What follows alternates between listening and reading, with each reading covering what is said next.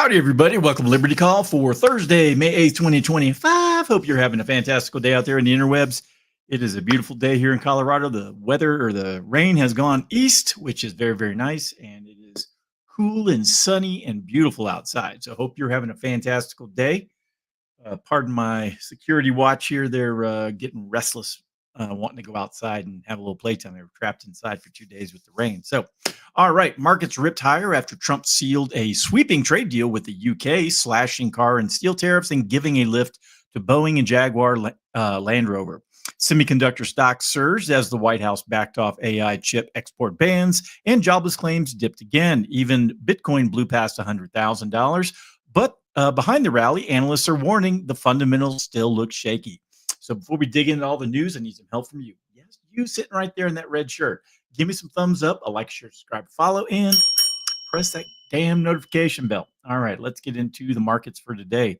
Dow Jones was up 0.62%, 254 points, closed at 41,368. S&P 500 up 0.6%, 33 points, closed at 56.65. NASDAQ up 1.07%, 189 points, closed at 17,928. The VIX fell 4.76% today. It's at 22.43. Canada up 0.37%, Brazil up 2.4%, and Mexico down 1.99. Headed to Europe, Germany up 1.01%, the UK down 0.32%, France up 0.89%, Netherlands up 0.66%, Spain up 0.06%, Italy up 1.71%, Switzerland down 0.37%, and Portugal up 0.04%. Russian exchanges also red again today. MOEX and the RTSI are both up 0.64%. And the overnight markets, the Nikkei in Japan was up 0.41%. Australia up 0.16%. New Zealand down 0.22%. In China, the Shanghai was up 0.28%.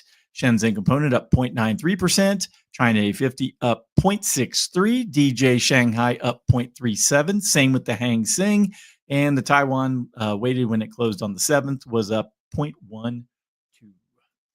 All right, so those are the markets. Y'all feel better? I mean, we're a day out from the Fed meeting. You know, maybe everyone is in a better mood.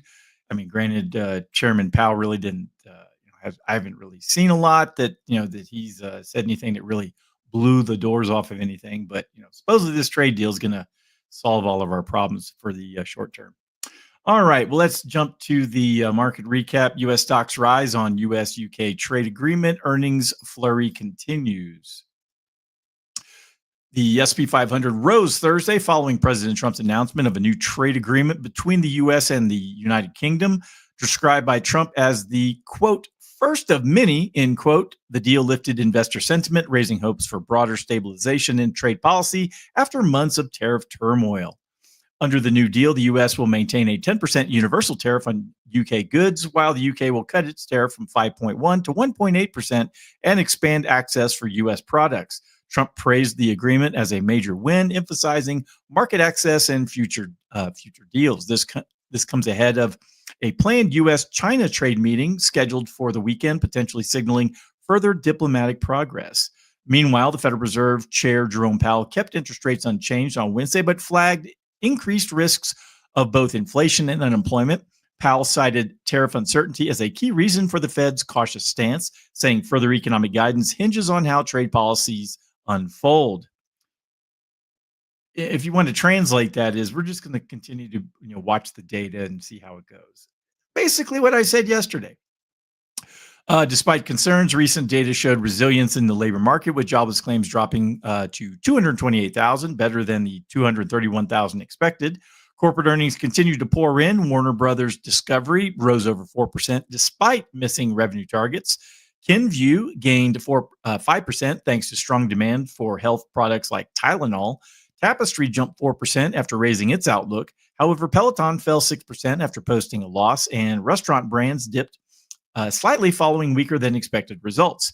AppLovin surged 14% after beating earnings and announcing the sale of its mobile gaming unit, while ARM Holdings fell 5% on disappointing guidance. Altogether, the market reacted positively to the UK trade deal and earnings surprises, though caution remains as the Fed weighs tariff impacts and investors await developments in the UK-China trade talks. All right, so is what it is. All right. Well, let's jump to some data here. Initial jobless claims drop, beating market expectations. Got a little article here about that. The latest U.S. labor market data revealed a positive development as initial jobless claims dropped to 228,000 for the past week. This figure came in below the forecasted 231 and marked a notable improvement from the prior week's 241. The decline suggests a healthier employment environment and signals that fewer Americans are filing for unemployment benefits, a trend typically associated with economic resilience. Initial jobless claims is one of the most timely indicators of labor market conditions. A lower than expected reading is generally viewed as bullish for the US dollar and supportive of investor confidence. The decline implies that employers are not only reluctant to lay off workers, but may be more optimistic about near term business prospects, especially amid broader economic uncertainties related to tariffs and global trade tensions. While the data point supports a narrative of a strengthening job market, it is only one part of the economic picture. Broader measures such as wage growth, consumer spending, inflation trends, and GDP growth must also be considered to assess overall economic health. In summary, the decrease in jobless claims is an encouraging sign for the labor market and adds a sense of indicators pointing towards modest economic momentum in the U.S. It was one report. I mean, come on. I mean, now if you were going to look at, say the 4 or 8 week moving average and see, if that is, also trending down, that'd be a positive sign. But 1 week, I mean, come on. I mean, things jump back and forth so much week to week. You can't really get that excited. Next up, also another data report. U.S. wholesale inventories revised slightly lower in March.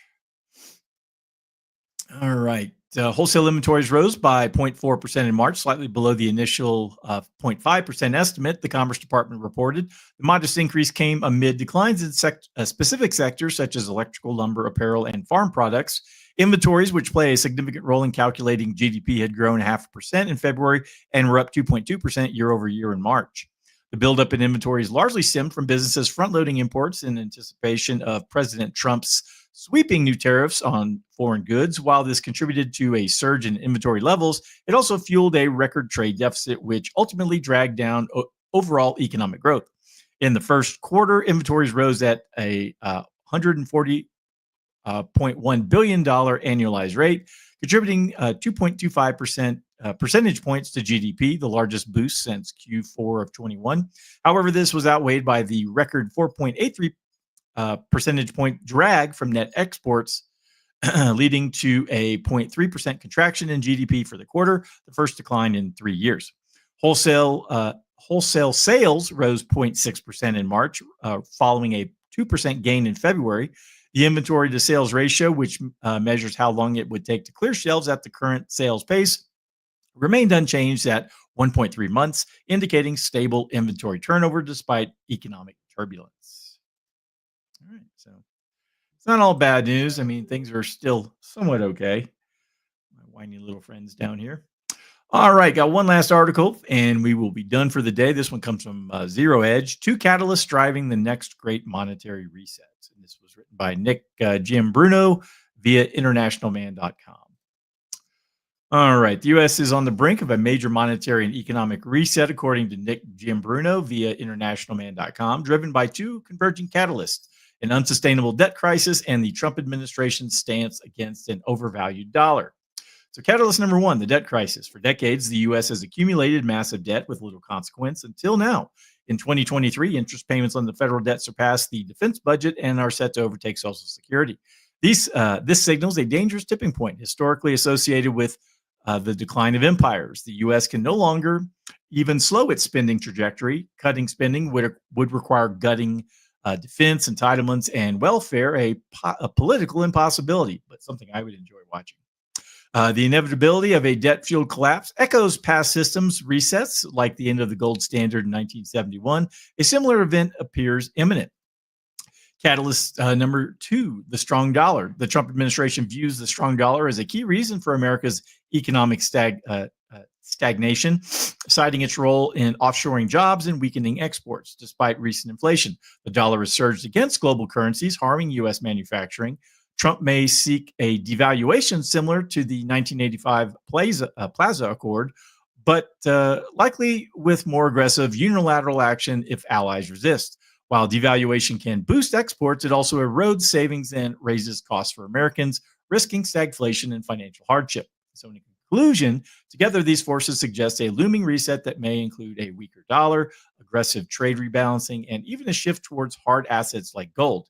Gianbruno warns that a systemic transformation is coming fast, and individuals should prepare before it becomes obvious and too late to act. That is the best time. I mean, when is the best time to prepare for a hurricane? Well, before all the other fools go to Lowe's and Kroger and clog up the lines and aisles, trying to grab things at the last minute. Being prepared has its virtues. So, all right. Well, that's everything that I had to cover for today. If anyone needs anything from me, where do you want to go? Doodle-doo-doo-doo, DSAFinancialGroup.com. All your financial planning needs can be addressed there. So give me a call. Happy to help. Hope everyone out there has a wonderful evening, and I'll talk to everyone again next time. Adios.